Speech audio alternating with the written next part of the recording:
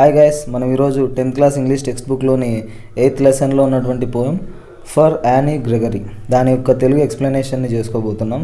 ఇది ఒక అమ్మాయి పేరు, యానీ గ్రెగరీ అనేది. This poem is a conversation between a young man and a young women. What are they arguing about? ఈ poem వచ్చేసి ఒక కాన్వర్జేషన్ లాగా ఉంటుంది. అంటే ఒక అమ్మాయికి ఒక అబ్బాయికి మధ్య జరిగే కాన్వర్జేషన్. వాళ్ళు దేని గురించి ఆర్గ్యూ చేసుకుంటా ఉన్నారు అని. Never shall a young man thrown into despair by those great honey-colored ramparts at your ear love you for yourself alone and not your yellow hair. ఇక్కడంతా దేని గురించి మాట్లాడుతూ ఉన్నారంటే ఈ పోయంలో రియల్ లవ్ గురించి. యాక్చువల్ అంటే ప్రజెంట్ ఎలా ఉందంటే అమ్మాయి అబ్బాయి మధ్య ఈ లవ్ అనేది ఇదంతా ఫిజికల్ క్వాలిటీస్ని చూస్తూ, ఆ ఫిజికల్ లుక్స్ని అంటే అవుట్లుక్స్ని చూస్తూ ఇష్టపడుతూ ఉన్నారు, కానీ ఇన్నర్ క్వాలిటీస్ గురించి ఎవరు థింక్ చేయట్లేదు అని. అంటే ఆయన చెప్తా ఉన్నాడు ఫ్యూచర్లో షెల్ రిఫ్లెక్సెస్ ఫ్యూచర్ కదా. సో ఫ్యూచర్లో ఏ యంగ్ మ్యాన్ అయినా కూడా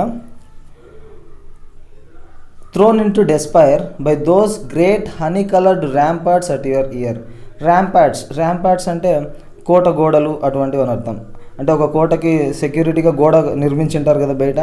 సో అలా తన యొక్క గ్రేట్ హనీ కలర్డ్ హెయిర్ తన చెవుల దగ్గరకు వచ్చిందనమాట. అంటే చాలా అందమైన హెయిర్.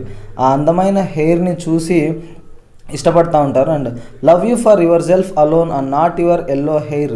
అంటే నీ ఎల్లో హెయిర్ని చూసి, ఆ అందమైన హెయిర్ని చూసి ఇష్టపడకుండా జస్ట్ నిన్నుగా ఇష్టపడే వాళ్ళు ఉండరు. నెవర్. అసలు అటువంటి వ్యక్తి ఫ్యూచర్లోనే ఉండడు.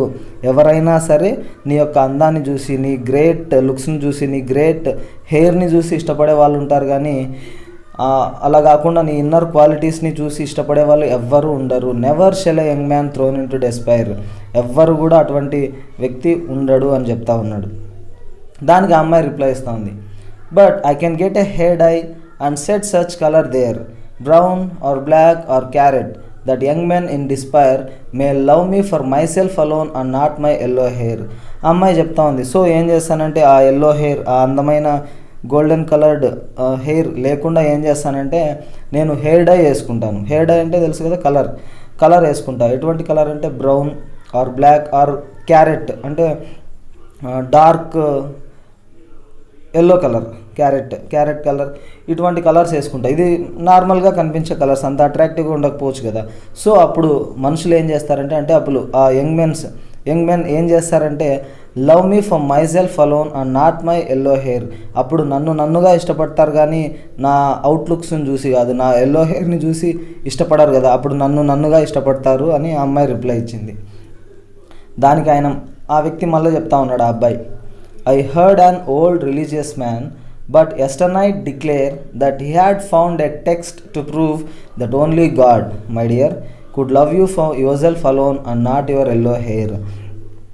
ఇక్కడ ఒక ఓల్డ్ రిలీజియస్ మ్యాన్ గురించి కాంటెక్స్ట్ వచ్చింది ఇక్కడ.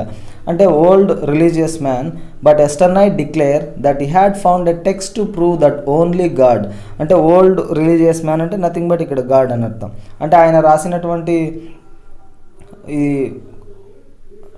రిలీజియస్ స్క్రిప్చర్స్ ఉంటాయి కదా, అంటే మేబీ పురాణాలు అటువంటివి, వాటిలో ప్రూఫ్ ఉందన్నమాట. దట్ ఓన్లీ గాడ్, దేవుడు మాత్రమే నిన్నుగా ఇష్టపడతాడు, నీ ఎల్లో హెయిర్ని చూసి కాదు అని.